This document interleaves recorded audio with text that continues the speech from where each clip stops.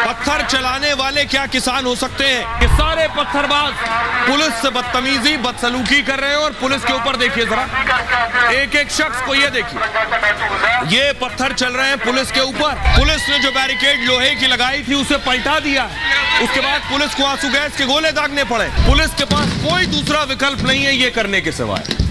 ये 7 लेयर्ड सुरक्षा आपको नजर आ रही है। देखिए, पहले बैरिकेड लगाई है पुलिस ने, बैरिकेड के पीछे अगर आप देखेंगे तो रैपिड एक्शन फोर्स लगाई गई।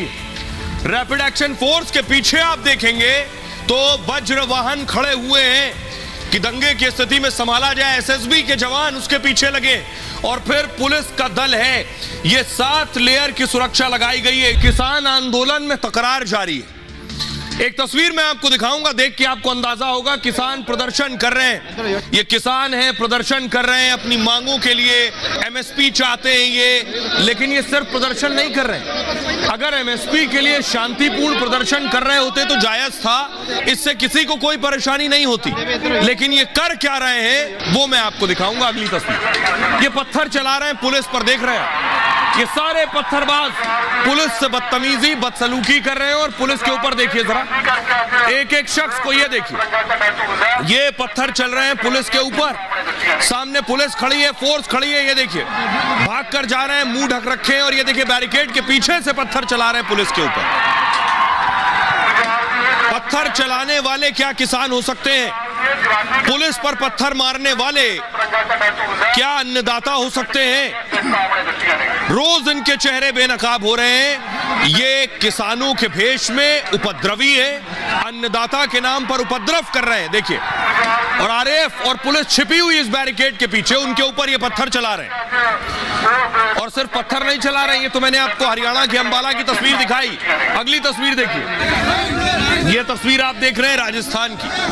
राजस्थान में देखिए किस तरह से पुलिस ने बैरिकेड लगाई थी, बैरिकेड पलट दी, पुलिस से उलझने लगे, पुलिस के साथ हंगामा करने लगे। ये देख रहे हैं, पूरे बैरिकेड को गिराने की कोशिश कर रहे थे।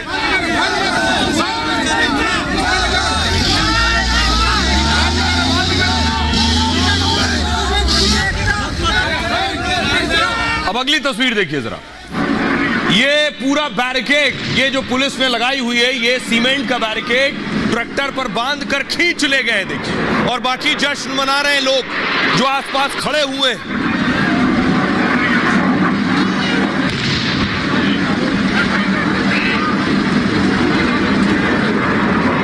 क्या ये भोले भाले किसान हैं? क्या ये प्रदर्शनकारी अपनी मांगों के लिए कुछ कर रहे हैं? तस्वीरें खुद गवाही दे रही। आज भारत बंद का आह्वान किया था, तो इसमें आज देखिए राकेश टिकैत भी कूद पड़े। राकेश टिकैत भी आज सड़कों पर थे, इस प्रदर्शन में शामिल थे।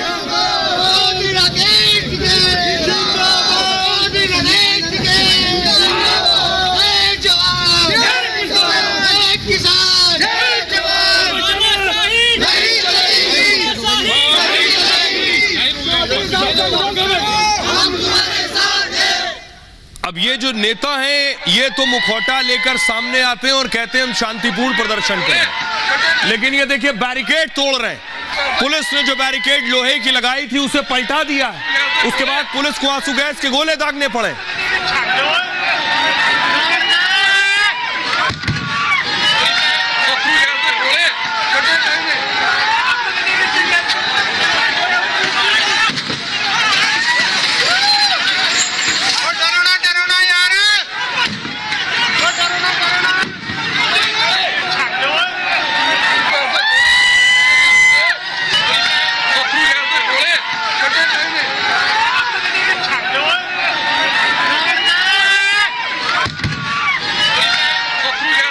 और इन भोले भालों किसानों को आपने देखा, ये देखिए अपनी क्रेन भी लेकर आ गए। ये जितने बैरिकेड लगाए गए उन्हें हटाने के लिए अपनी क्रेन ले आए हैं। अब इनकी कोशिश है कि क्रेन लेकर जाएंगे ये, और जो भी अवरोध और बाधा है उसे तोड़ देंगे।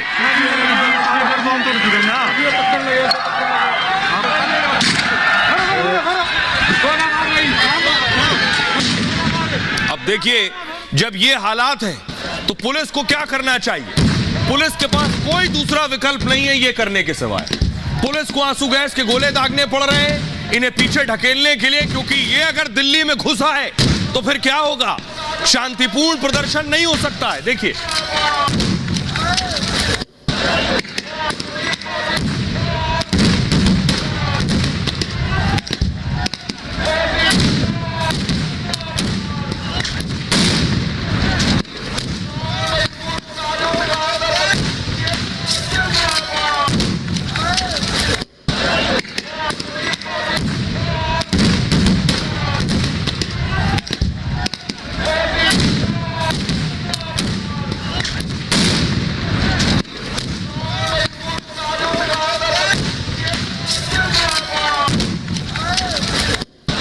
और इस तस्वीर से आपको अंदाजा होगा कि कितनी सुरक्षा की जरूरत है आसपास।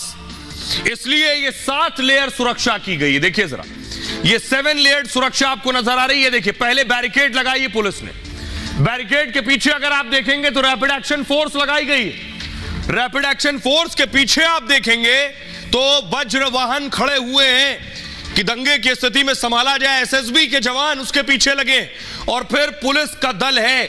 यह 7 लेयर की सुरक्षा लगाई गई है इसीलिए ताकि हालात को संभाला जा सके। आज भारत बंद का आह्वान किया गया था, लेकिन भारत बंद फ्लॉप हो गया। फ्लॉप क्यों हुआ यह भी आपको बताऊंगा, लेकिन पहले दिन देखिए कि भारत बंद की स्थिति से आम लोग परेशान थे। ये देख रहे हैं ट्रैफिक जाम, इससे रोज लोग जूझ रहे हैं। किसान आंदोलन के बीच भारत बंद रहा। संयुक्त किसान मोर्चा ने भारत बंद का ऐलान किया था, किसान संगठन। इसके तहत ग्रामीण भारत बंद बुलाया गया था। गांव में फिर भी असर नजर आया होगा। भारतीय किसान यूनियन ने भी बंद का समर्थन किया था। सुबह 6 बजे से शाम 4 बजे तक ग्रामीण भारत बंद किया गया, लेकिन इस बंद का देश भर में कोई असर नहीं दिखा। पंजाब हरियाणा के कुछ हिस्सों तक ही सीमित था। दिल्ली एनसीआर में दुकानें, शैक्षणिक संस्थान खुले रहे। आम दिन की तरह यहां सामान्य तरीके से कामकाज हुआ। देश के बड़े राज्यों में बंद का कोई असर नहीं दिखा। उत्तर प्रदेश, मध्य प्रदेश, राजस्थान में कोई असर नहीं दिखा। व्यापारियों के बड़े संगठन कैट आंदोलन में शामिल नहीं था, इस वजह से भी भारत बंद का असर नहीं हुआ। हरियाणा के कुछ इलाकों में आंदोलन विरोधी रैली भी निकली। रैली में शामिल युवाओं ने आंदोलन को लेकर सवाल उठाए। राजनीतिक रोटी सेकने के लिए बार बार आंदोलन हो रहा है और इससे किसानों के साथ साथ आम लोगों का नुकसान हो रहा है। किसान आंदोलन के कारण यह हाल है। दिल्ली एनसीआर में जो ट्रैफिक आपको नजर आ रहा है, गाड़ियों की लंबी लाइन लगी है। लोगों को कई घंटे ट्रैफिक जाम से जूझना पड़ रहा है। नोएडा से दिल्ली जाने वाले रास्तों में भारी जाम लग गया है। गाजीपुर बॉर्डर पर भी कई किलोमीटर तक गाड़ियों की लाइनें दिखी हैं। कार, ऑटो, बाइक रेंग रेंग कर चलती नजर आई। संयुक्त किसान मोर्चा ने इस बंद को बेहद सफल बताया है, लेकिन यह बंद कहां दिखा? पंजाब और हरियाणा में ही बंद का असर नजर आया। आपको दिखाऊं, पंजाब के मोगा की तस्वीर आप देख रहे हैं। यहां बस डिपो आप देख रहे हैं, बसें खड़ी थी तो फिर ट्रांसपोर्ट, जो सार्वजनिक वाहन थे वो नहीं चल रहे थे। अगली तस्वीर आपको दिखाऊं, पंजाब के ही मोगा में देखिए दुकानें बंद थी। पंजाब हरियाणा में ही इस बंद का असर नजर आया। यहां दुकानें नहीं खुली। सुनिए क्या कुछ कह रहे हैं राहुल गांधी और अनुराग ठाकुर। हमने किसानों के लिए एमएसपी की लीगल गारंटी दी है। हम कानूनी गारंटी देंगे कि हिंदुस्तान के किसानों को सही एमएसपी दी जाए। ऐतिहासिक क्रांतिकारी कदम है। तो मैं आपसे यह कहना चाहता था कि सामाजिक अन्याय हो रहा है, आर्थिक अन्याय हो रहा है, किसानों के खिलाफ अन्याय हो रहा है। नरेंद्र मोदी जी ने किसानों का कितना कर्जा माफ किया? 1 रुपया नहीं किया। हमने किसानों का कर्जा माफ किया, 70,000 करोड़ रुपए हमने माफ किया था। कुल खरीद एमएसपी के अंतर्गत यूपीए के 10 साल में 5.5 लाख करोड़ की हुई। गेहूं, धान, दलहन, तिलहन की मोदी जी की सरकार में 18,39,000 करोड़ की हुई।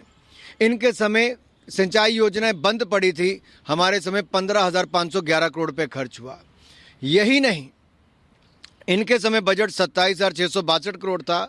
हमारे समय बजट 1,25,000 करोड़ 1 साल का है। यानी कि 1 लाख करोड़ रुपया 1 साल का ज़्यादा 5 गुना ज़्यादा बजट।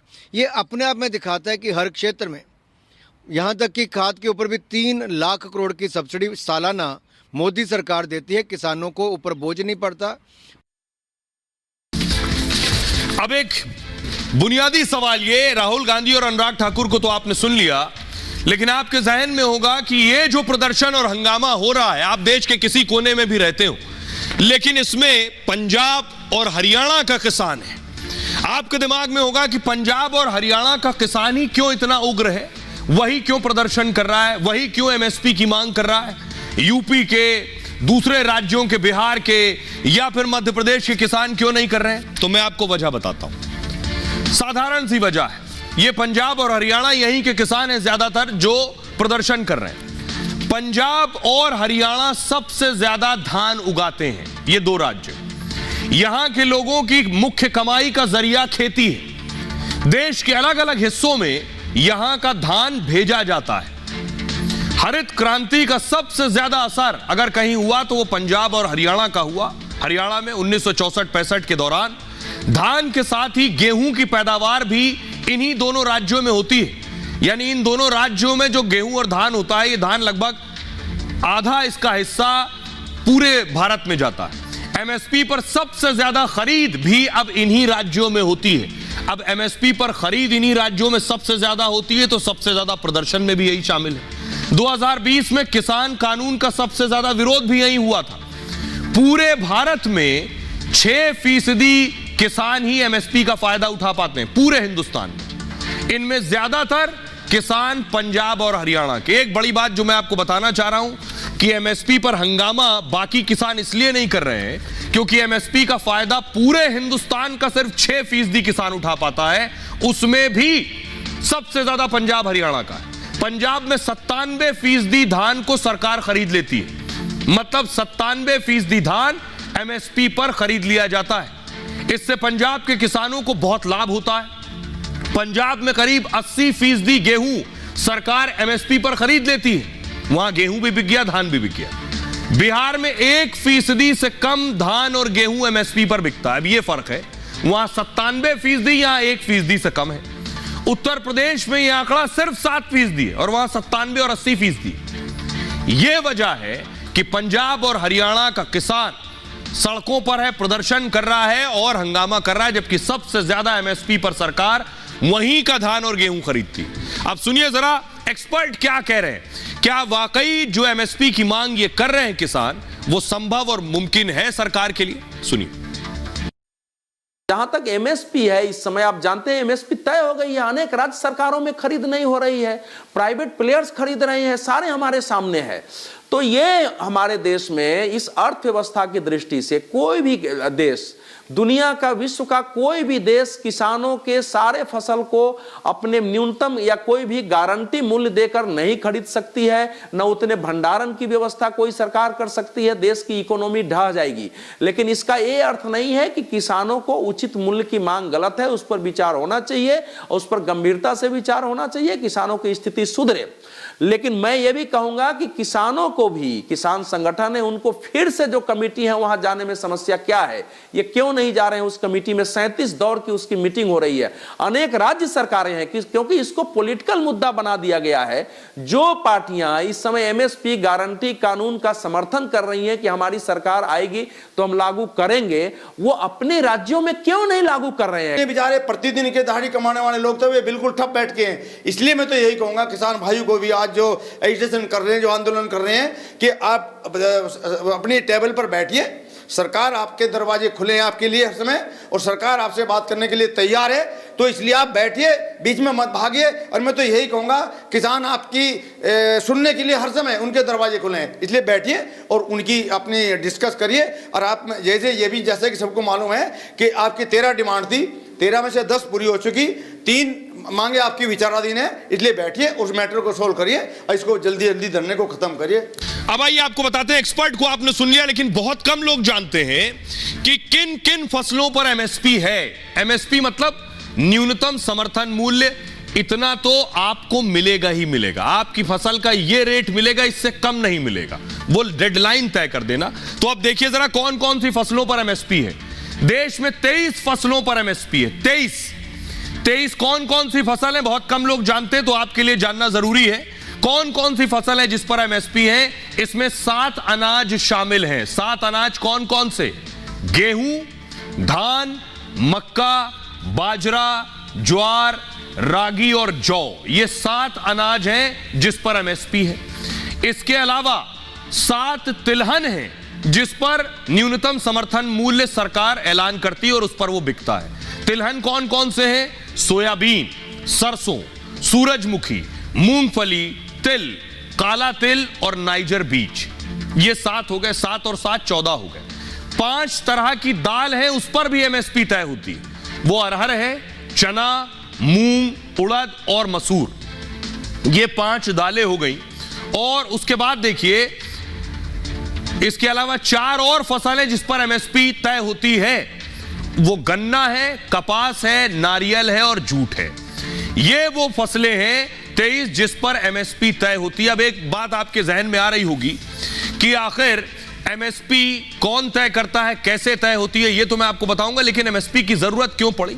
देश में कहीं ज्यादा में कोई चीज ना खरीद ली जाए जो इसेंशियल कमोडिटी है, कहीं कम में ना खरीद ली जाए, इसलिए एक मूल्य रहे। इसलिए एमएसपी का निर्धारण हुआ कि किसानों को नुकसान ना हो। अब देखिए एमएसपी तय कैसे होती है। एमएसपी तय करने का तरीका क्या है? एमएसपी का मतलब है मिनिमम सपोर्ट प्राइस, यानी कि न्यूनतम समर्थन मूल्य। इससे कम नहीं होगा, ये न्यूनतम है, उसको कहेंगे न्यूनतम समर्थन मूल्य।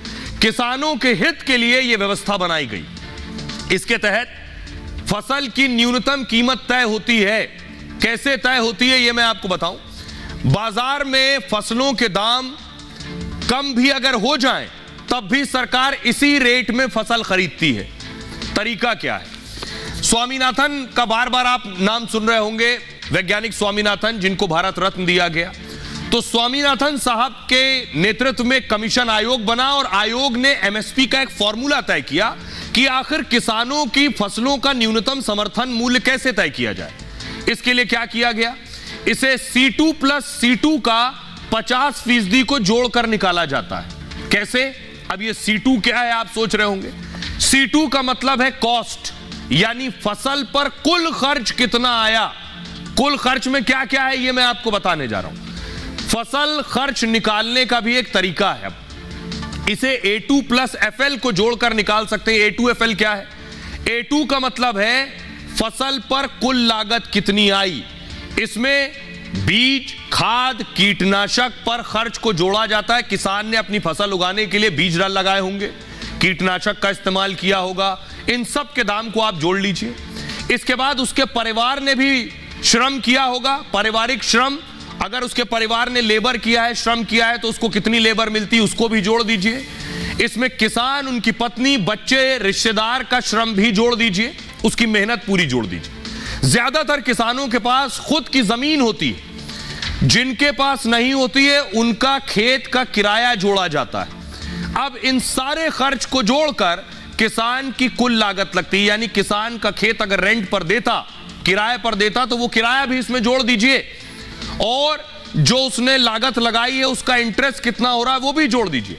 स्वामीनाथन आयोग इसमें 50% जोड़ कर देने की बात करता है, यानी कुल जितना आया उसका 50% और जोड़ दीजिए उसमें। मान लीजिए फसल पर 1000 रुपए खर्च आया, इस 1000 में कीटनाशक भी है, बीज भी है, उसकी लेबर भी है, उसके खेत का रेंट भी है। ये सब मिलाकर अगर 1000 आया तो उस 1000 का 50% और जोड़ दीजिए, यानी 500, तो हो गया 1500। तो एमएसपी होगा 1500।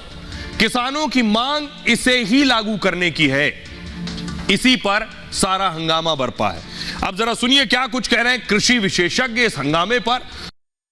प्रधानमंत्री जी ने भी भाषण दिया था पंजाब में कि कांग्रेस की गलत नीतियों के कारण जो हमारा किसान भारत का कर्जदार हो गया है, मैं प्रधानमंत्री बनते ही सारे कर्जे खत्म कर दूंगा, माफ कर दूंगा, और किसान आयोग का गठन कर दूंगा, और विदेश से काला धन लाके बांट दूंगा, किसानों की आमदनी दोगुनी कर दूंगा। तो आमदनी कैसे दोगुनी कर देंगे जब एमएसपी तय नहीं करेंगे, फसल की कीमत बढ़ाएंगे नहीं तो कैसे आमदनी दोगुनी हो जाएगी। प्राइवेट सेक्टर अमूमन 25-30% नीचे खरीदता है एमएसपी से, तो हमारी मांग ये है कि वो प्राइवेट सेक्टर भी जो है, अगर ये मांग को मान लिया जाता है तो प्राइवेट सेक्टर भी इसको जो है उसी रेट पर खरीदेगा जिस रेट पर जो है बाकी लोग खरीद रहे हैं, तो एमएसपी से नीचे वो ना खरीदे।